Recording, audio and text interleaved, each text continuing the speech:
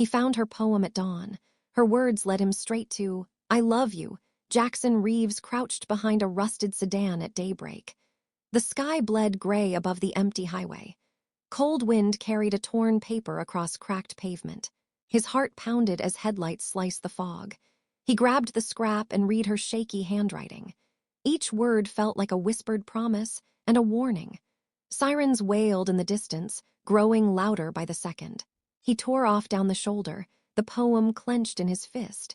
Footsteps thundered behind him on the damp asphalt. He staggered over broken glass and sludge. A single lamppost flickered as he darted into shadow. His breath came in ragged bursts, misting in the chill air. The poem's final line burned on his mind. "I love you more than the dawn's first light." He pressed his back against scuffed concrete and peered around. A black SUV idled under the lamppost, engine humming. Window rolled down with a slow metallic groan. Two silhouettes leaned forward from inside the vehicle. He slipped the poem under his coat and bolted again. Leather boots slammed against the cold steel grate of a walkway. Below him, the river roared like a caged beast. He could taste salt on the morning breeze. Thunder rumbled far off, promising rain or worse. A voice hissed his name through cracked speakers. His pulse raced with fear and something else, hope. He paused, trembling, and unfolded the poem once more. Lines blurred under his cell phone's weak glow. He memorized each syllable as though it might save him. Steps approached. He crammed the paper into his jacket. A phone buzzed in his pocket, unknown number. He answered with a shaky, "Who is this?" Silence, then a breath. "Meet me where the poem began," a woman's voice whispered. His blood froze on that final word. "Love!" Lightning split the sky in the distance. He risked a glance over his shoulder. A heavy boot ground the grate beside him. He sprinted toward the spiraling staircase leading down to the embankment. Metal rails cut into his palms as he descended. Water gleamed below, black and hungry. He reached the riverbank, mud sucking at his shoes. Behind him, boots pounded the stairs. He unfolded the poem again, scanning for clues. Line 5 pointed to an old canoe dock. He sprinted across slippery boards, heart threatening to burst. Wood groaned beneath his weight. He slipped, caught himself, and pushed forward. The poem trembled in his hand like a wounded bird. A sudden crash echoed behind him, stairs collapsing. He risked a glance. The staircase lay in splinters. No turning back. He leapt onto the first canoe, balanced, and sprinted to the next. Water splashed around his ankles. The poem fluttered free, tumbling into the river. He dove after it without thinking. Cold river water closed over his head. His lungs burned as he fought the current. Gloved hand closed around damp paper drifting downstream. He kicked toward the muddy bank, numb with shock. He burst out of the water, gasping in icy air. The poem was soaked but legible. He read the last verse aloud. "Wake me with your footsteps at dawn's pale edge." A figure stood on the dock, her silhouette slender and hesitant. She held a lantern, its glow weak against the dark water. Lightning illuminated her face for a heartbeat, pale, determined eyes. He staggered forward, water dripping from his coat. She pressed a finger to her lips and vanished into the mist. He chased her voice echoing down the riverbank. Sirens faded into distant echoes now. His soaked shoes sank into soft earth. He clenched the poem and called her name. No answer, only the river's endless whisper. A sudden hand gripped his shoulder. He spun around, chest heaving. A stranger's face hovered inches from his own. "Time's up," the stranger hissed. Jackson's eyes widened as dawn cracked the sky. He lifted the soggy poem to his chest. Her words led him here. His next move would decide everything. And then footsteps in the underbrush. Jackson Reeves woke before sunrise in his small suburban home. The faded welcome mat lay beneath his worn sneakers. He brewed black coffee in a chipped mug. Steam curled under fluorescent kitchen lights. His phone buzzed with a text from his sister, Mia. "Don't be late for work," it read. He exited through a cracked screen door. Dawn painted the maple trees gold. Neighborhood birds chattered overhead. Jackson jogged past neat lawns and white picket fences. He glanced at the mailbox, bills and junk piled inside. His career as a crime reporter paid too little. His apartment felt crowded with empty notebooks. He climbed into his dusty sedan and steered toward downtown. Traffic lights blinked on empty streets. He passed Oakwood Elementary and its chained gates. A stray newspaper fluttered across the road. Jackson frowned at a headline about local thefts. He parked near the Chronicle building's brick facade. Inside, chatter and clacking keyboards greeted him. He hung his leather jacket on a rusty hook. His editor, Carla Bennett, waved from across the room. Her desk overflowed with case files and coffee cups. "On time, Reeves," she teased without looking up. His team sat under buzzing fluorescent panels. He slumped into his cramped cubicle. Photos of his niece, Lily, adorned the partition. He tapped a mug reading "World's Best Uncle." Sweet Lily's laughter replayed in his mind. He worked late because she depended on him. His phone buzzed again, this time a reminder. "Therapy, 5:00 p.m., Dr. Carter." Jackson winced at the thought of bare chairs. He struggled with nightmares since his fiancée, Claire, died. Her absence echoed in every empty pillow. He scanned his schedule for the day's assignments. A minor burglary on Pine Street. A missing cat in Brookside. Neither mattered compared to the poem. He folded his hands under his chin. His coworker, Ramon Flores, dropped a stack of files. "Coffee break?" Ramon offered, voice low. Jackson shook his head and rubbed his temple. He remembered Claire's last birthday gift, a poetry book. She scribbled lines in the margins for him. He missed her handwritten notes scrawled in purple ink. He closed his eyes, picturing her soft smile. Her words had once felt like gentle sunrise light. He opened his eyes to Carla's sharp gaze. "Reeves, you good?" she asked. He forced a nod and accepted a tall latte. He added 2 sugars, just like Claire taught him. He sipped slowly, savoring the bitter sweetness. The newsroom buzzed around him, phones ringing, printers whirring. He typed his name under the burglary report. His thoughts drifted back to the poem fragments. Why would someone leave poetry on a highway? His heart tightened with curiosity and dread. He blinked, recalling the dangerous chase at dawn. That chase led him here, to memories he'd locked away. He stuffed the latte cup into a recycling bin. Throughout the morning, he filed routine articles. His colleagues planned weekend barbecues and soccer games. He smiled politely but felt apart. His life felt scripted, predictable and gray. He longed for the spark Claire once ignited. At midday, he slipped outside for fresh air. The sun broke through drifting clouds. He inhaled crisp autumn air and closed his eyes. Muffled laughter drifted from children at play. He wondered if poetry could bring color back. His phone buzzed near again. "Dinner at Mom's Friday?" she asked. He texted back, "I'll try." He missed family dinners, too busy chasing deadlines. His mother's mashed potatoes and Claire's apple pie. He forced a small smile. A robin landed on the railing, cocking its head. He watched it hop away. He felt a pang of loneliness. He tucked his hands into his coat pockets. He turned back to the newsroom doors. The next assignment flashed on his screen. "Interview local poet at sunrise." He froze, chest tightening. The poet's name. Emily Hart. His pulse quickened. Emily Hart, Claire's favorite new voice. He remembered Claire reading Hart's verses aloud. He never met the poet in person. Could this interview explain the poem? He swallowed hard and clicked accept. His fingers trembled as he scheduled the meeting. He stared at the confirmation email. Sunrise interview. River dock. His heart beat in sync with the morning tide. Claire's laughter seemed to echo through his mind. He pressed his palms against the cold glass door. He whispered, "Let this be the answer." A gust of wind rattled the window panes. He inhaled sharply and stepped back inside. Carla raised an eyebrow as he returned. She pointed at his screen. "Emily Hart, big break, Reeves." He nodded, swallowing hard.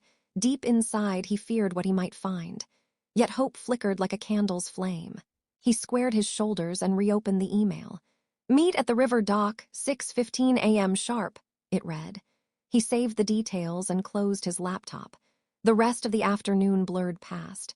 His mind replayed the poem's final line over and over. He felt Claire's presence whenever he recited it. He wondered if Emily Hart held the key. He packed his bag with recorder and notebook. He checked the poem's soaked edges in his coat. He tucked it carefully next to his phone. He waved goodbye to the newsroom as the sun set. He drove through dusk-lit streets toward home. His headlights illuminated empty sidewalks. He parked in his driveway and grabbed his keys. At home, he ate a cold sandwich in silence.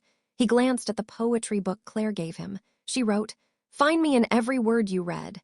His chest tightened with longing. He stared at the rain-streaked window pane. He whispered, "Tomorrow, Jackson, tomorrow." He set his alarm for 4:30 a.m. He slipped into bed, notebook on his bedside table. His eyelids fluttered as he drifted into dreams. Claire's voice echoed, "I love you more than dawn's light." A soft smile touched his lips before sleep claimed him. Jackson woke to an urgent ringtone at 4:45 a.m. He blinked against the harsh glow of his phone's screen. "Unknown number" flashed across the display. He hesitated, then swiped to answer. A trembling voice whispered, "Don't go to the dock." Then the line went dead. His heart thundered in his chest. He stared at the confirmation email for Emily Hart's interview. River Dock. 6:15 a.m., exactly 1 hour away.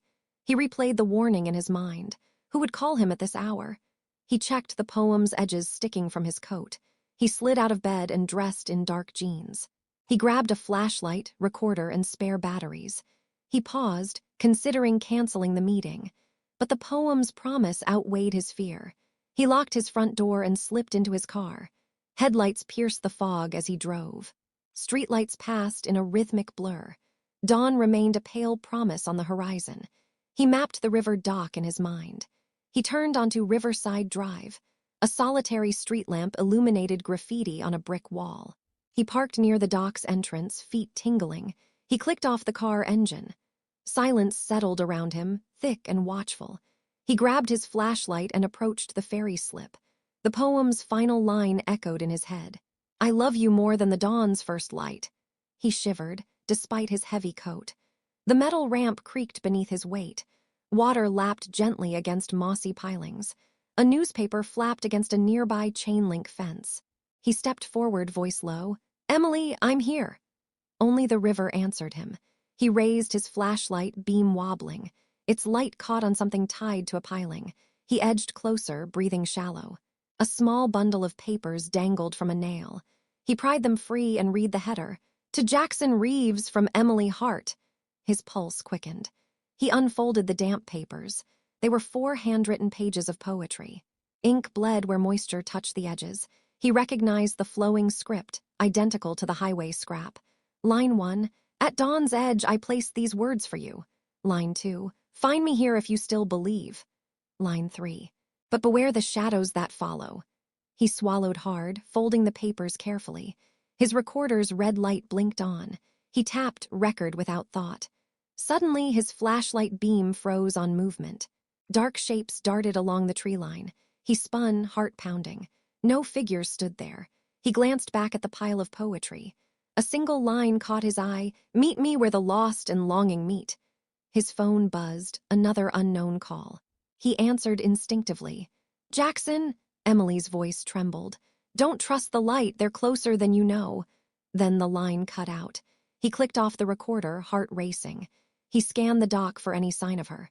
A footstep echoed from the far end. He flashed his light in that direction. A slim figure retreated behind stacked crates. "Emily!" he called. She emerged, pale and breathless. Her jeans were muddy and her hair clung to her face. He swallowed, extending the poetry pages. Her eyes filled with relief and fear.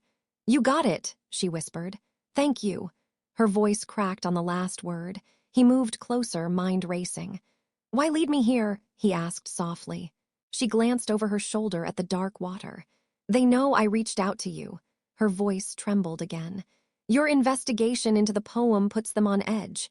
He frowned, recalling his editor's recent caution. "Who are they?" he pressed. She shook her head. "Someone powerful, someone who fears these words." She shivered, wrapping her arms around herself. "Your arrival triggered something." He sensed desperation in her tone. "Show me," he urged. She led him behind the crates to a narrow ladder. He climbed silently. Atop the crates, a motion sensor glowed red. Below, someone sketched symbols in wet cement. Jackson knelt, inspecting the etchings. "They're warnings," he said. Symbols of broken vows and shattered trust. Emily's breath caught. "I wrote that," she confessed. His eyes widened. Why carve your own warnings? She stared at the symbols. I needed proof someone would chase me. Her eyes filled with tears. I needed proof you cared enough to come. Thunder rumbled overhead. He reached for her hand, but she pulled away. I love you, she said, voice barely audible.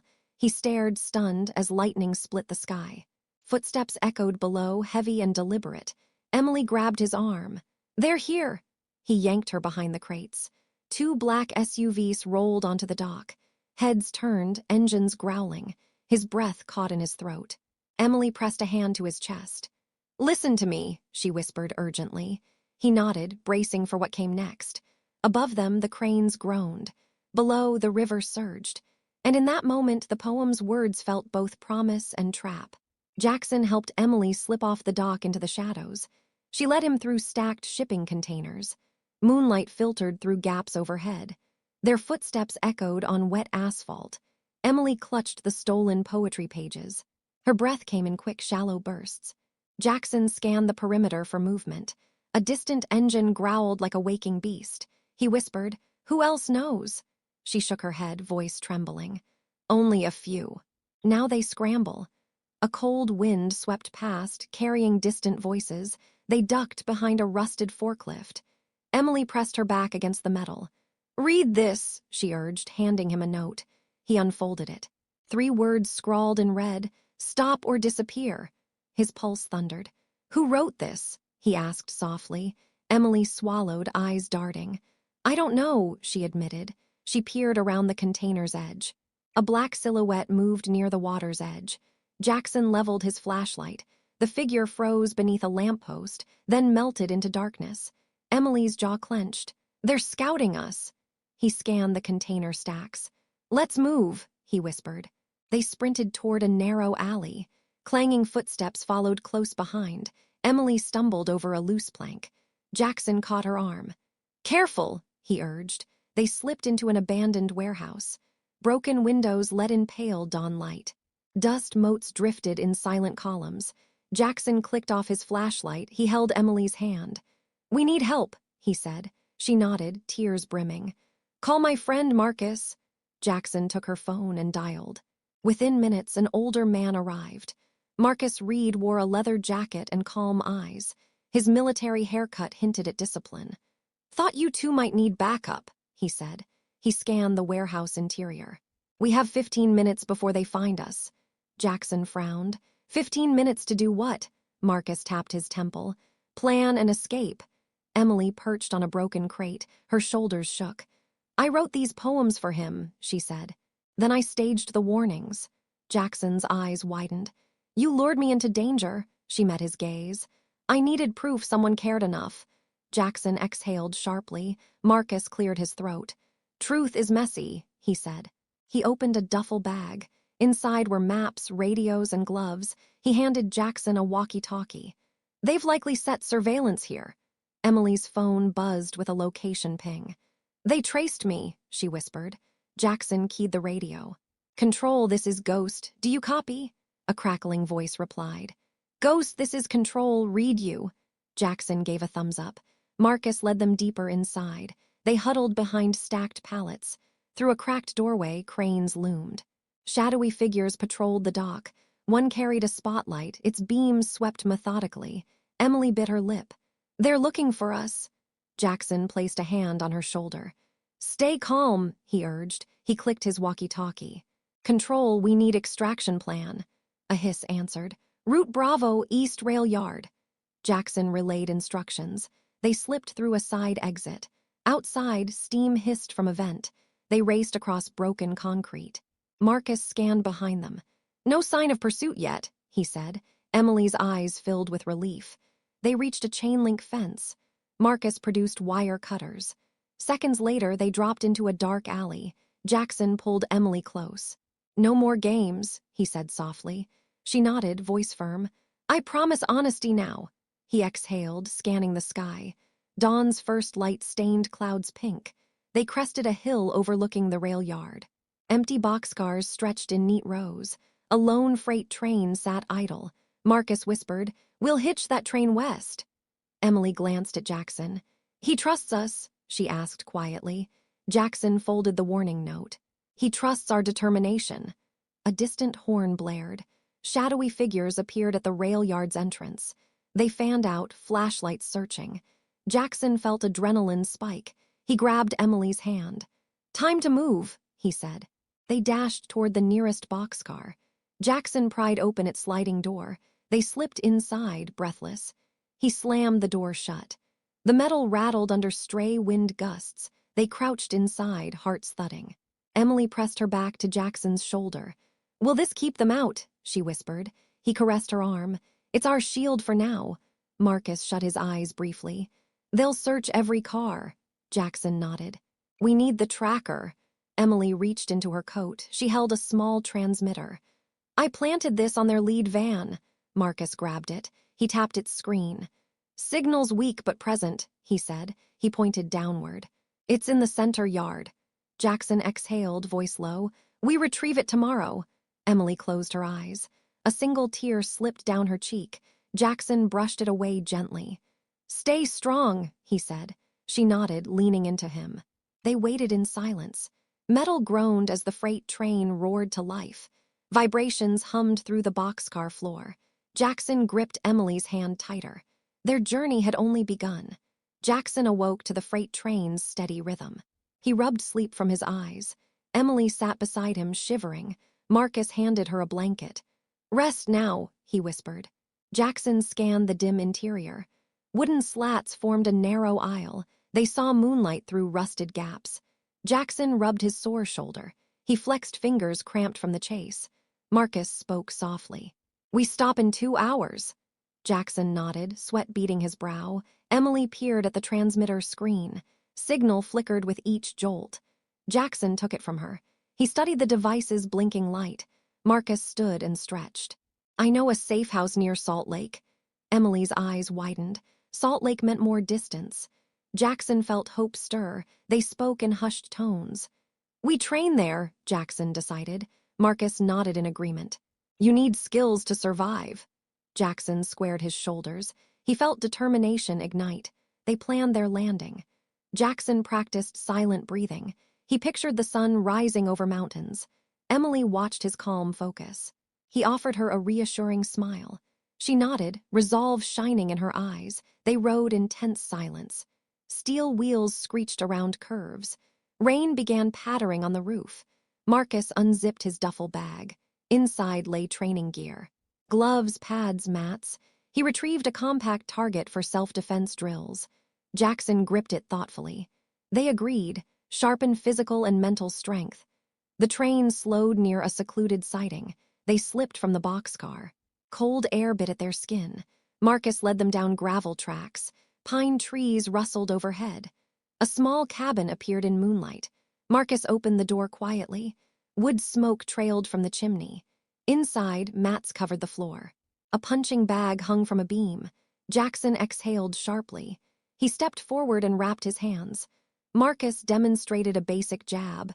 Short, precise, all in the shoulders. Jackson mirrored the motion. He landed the punch on the bag. Leather thudded under his fist. Emily watched quietly. Marcus coached Jackson through combinations. 1-2, pivot, and hook.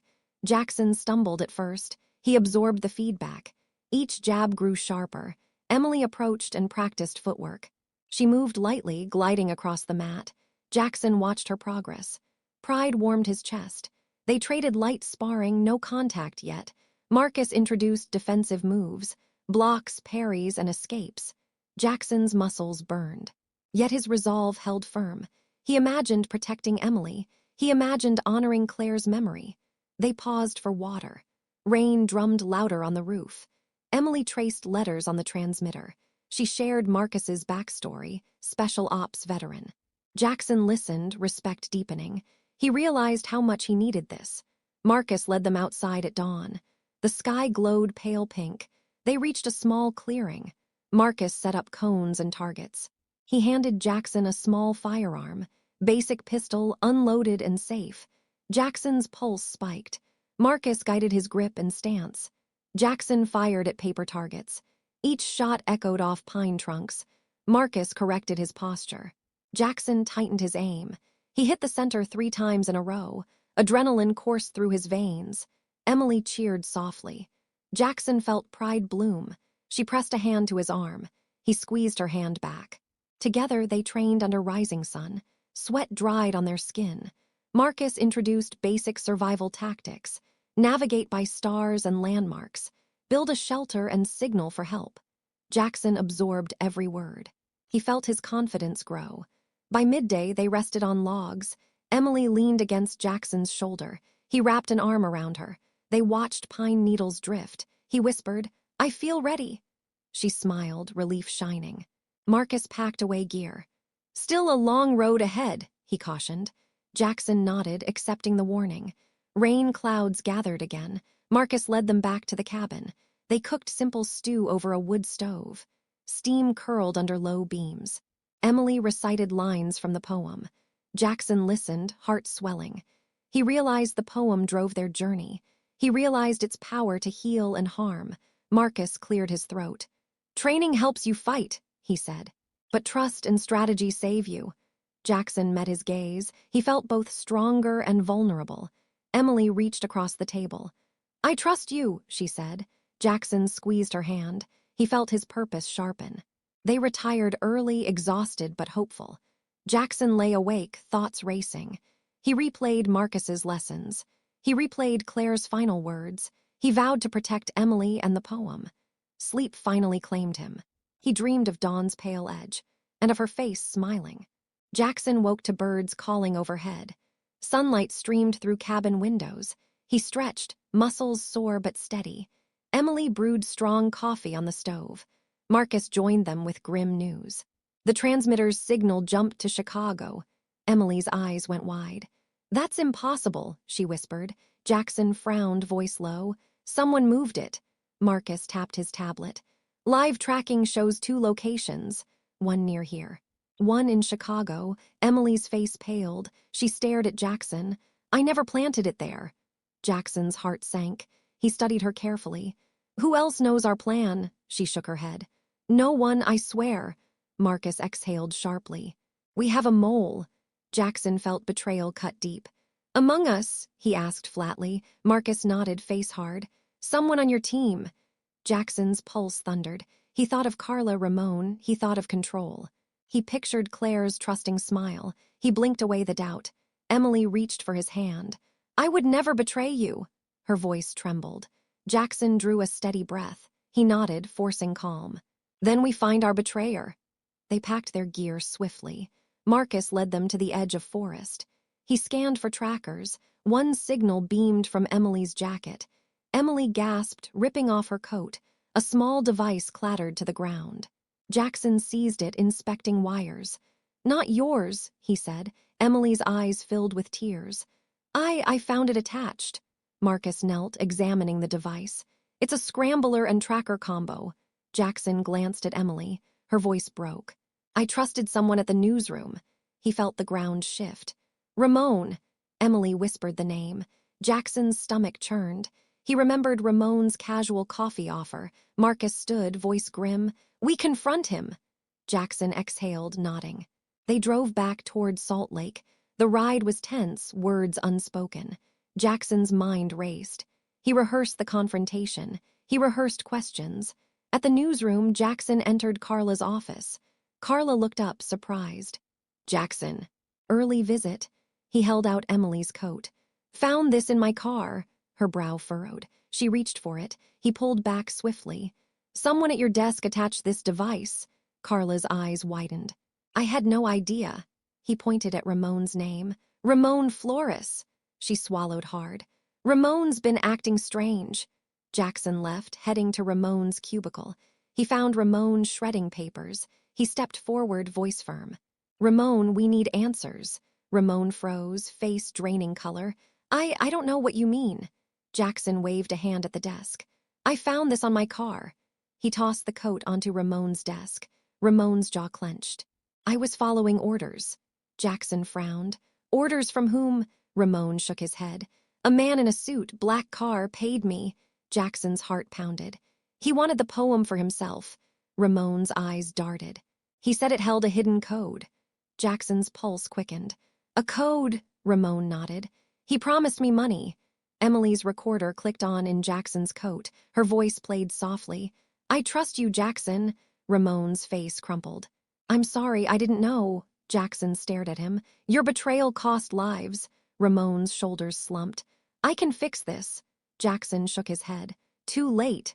He turned on his heel. Emily met his gaze in the doorway. Her eyes were haunted. Jackson felt anger and sorrow. He exhaled sharply. Let's go! Outside, the sun blazed overhead. Emily slipped her hand into his. Jackson stared at the newsroom building. He realized their enemy reached far. He realized trust came at a price. And he vowed to uncover every secret. Jackson gripped Emily's hand as they approached the abandoned factory. Rusty gates creaked under their combined weight. Moonlight slivered through shattered windows. They slipped past graffiti-smeared walls. Marcus signaled silence with a raised fist. They advanced toward the central hall. Echoes of dripping water followed their footsteps. Inside, jet-black vans lined the perimeter. Spotlights carved circles of yellow on concrete. Jackson took a steadying breath. He nudged Emily forward. She clutched the poem's pages tightly. They reached the warehouse floor's center. A tall figure stood under a single bare bulb. His black suit looked custom-tailored. He folded his arms, smirking confidently. Welcome, Mr. Reeves, he said smoothly. Jackson squared his shoulders. Who are you? He demanded. The man tilted his head slightly. I'm the one who sees the code. Emily stepped forward. My poems aren't puzzles for you. The man chuckled softly. Every word conceals power, Miss Hart, he motioned. Two guards emerged from the shadows. They aimed pistols at Jackson and Emily. Jackson felt his pulse spike. He exchanged a glance with Marcus. Marcus nodded imperceptibly. Jackson held up his hands. Let her go, he warned. The suited man raised an eyebrow. Or what? Jackson's jaw clenched. Or you'll never decode the poem. The man laughed, turning to a laptop on a crate. He opened it and typed rapidly. A flicker of green code scrolled across the screen. Emily's face went pale. They're extracting the hidden message now. Jackson lunged forward. He knocked the laptop aside. Numbers and letters scattered on the floor. Alarms blared, shrill and urgent. Spotlights swung wildly. Guards fired warning shots overhead. Sparks rained from a broken light fixture. Emily ducked behind a metal pillar. Jackson charged the nearest guard. He tackled him to the ground. The gun skidded across the concrete. Marcus disarmed the second guard swiftly. Emily bolted toward the suited man. He backed away, clutching a USB drive. She dove, grabbing his wrist. A struggle ensued beneath the bulb's harsh glare. Jackson joined, ripping the drive free. Marcus kicked open a side door. Fresh air rushed in, scented with pine and rain. Jackson signaled. They dashed through the door. Gunfire echoed behind them. They sprinted across a muddy courtyard. Containers loomed overhead like steel giants. Spotlights hunted their shadows on the ground. Jackson led them through a narrow gap. A chain-link fence stood before them. Marcus jammed wire cutters into the mesh. Seconds later, they dropped into the woods beyond. Branches whipped at their faces. They didn't stop running. Distant shouts faded behind them. Jackson kept the USB drive clutched tightly. Emily stumbled, but Jackson caught her. He whispered, "Stay close." They reached a gravel road as dawn crept in. Emily shivered, breath visible in cold air. Jackson wiped mud from her cheek. Marcus checked his watch. "We lose them soon," he said. They pressed on toward a waiting SUV. Jackson opened the passenger door for Emily. She collapsed inside, exhausted. He climbed in beside her. Marcus floored the accelerator. Tires spat gravel into the morning light. Behind them, the factory receded. Jackson exhaled, tension draining. He held the USB drive like a lifeline. Emily leaned her head against his shoulder. He whispered, "We're safe for now." Her eyes fluttered closed. The dawn's pale edge greeted them. Their escape had only just begun. They sped along winding mountain roads as sunlight warmed the air. Jackson held the USB drive carefully. Emily rubbed circles on his back. Marcus drove in thoughtful silence. Tall pines blurred outside the windows. They reached Marcus's secluded safe house, a log cabin perched above a quiet lake. Jackson inserted the drive into his laptop. Emily watched over his shoulder. Lines of encrypted text filled the screen. He ran a basic decryption script Marcus provided. Numbers shifted into clear words and coordinates. Emily gasped as the hidden message revealed itself. It contained names, dates, and a final vow. Truth binds hearts beyond all darkness. Coordinates pointed to a local veterans memorial. They exchanged hopeful glances. Jackson closed his laptop. "We end this today," he said. Marcus nodded. By afternoon, they drove into town. The memorial stood under a bright sky. Flags fluttered gently around a marble statue. Emily climbed the steps, carrying fresh flowers. Jackson followed, heart steady. He placed the USB drive at the statue's base. Emily knelt and laid her flowers. She whispered a line from her poem. Jackson watched tears glimmer in her eyes. A gentle breeze stirred the flags. They felt a sense of closure wash over them. Marcus stood by, arms folded. Emily rose, voice clear. "I forgive myself and you." She looked at Jackson. He offered a small, tender smile. Her hand found his. They stood together in quiet peace. A local reporter snapped photos at a distance. Jackson waved politely, but the moment stayed private. Later, they returned to the cabin. Emily curled up by the window with Claire's poetry book. Jackson joined her, reading lines aloud softly. Marcus prepared dinner over the wood stove. Stew simmered, filling the room with warmth. They sat around a rough-hewn table. Emily raised a glass of iced tea. "To new beginnings," she toasted. Jackson clinked his glass gently. "To finding love in unexpected places." Marcus grinned and joined the toast. They ate in companionable silence. Outside, the lake shimmered in sunset's glow. After dinner, Jackson stepped outside alone. He stared at the fading sky. Claire's voice whispered in his memory, "I love you more than dawn's light." He closed his eyes. He finally felt her presence at peace. He turned toward the cabin door. Inside, Emily waited with a shy smile. Jackson crossed the porch swiftly. She met him halfway. Without words, they embraced. Her head rested against his chest. He wrapped his arms around her. Her heartbeat warmed his side. He kissed her temple softly. They held each other as night fell. Stars emerged, blinking above the pines. In that moment, fear felt distant. Love felt stronger than any threat. Emily whispered, "What now?" Jackson exhaled, voice steady. "Now we live." She lifted her head, eyes bright. He offered his hand. She took it, smiling. Together, they watched moonlight dance on water. Hope glowed between them like dawn's first light. Their journey had tested trust and courage, but love had guided them home.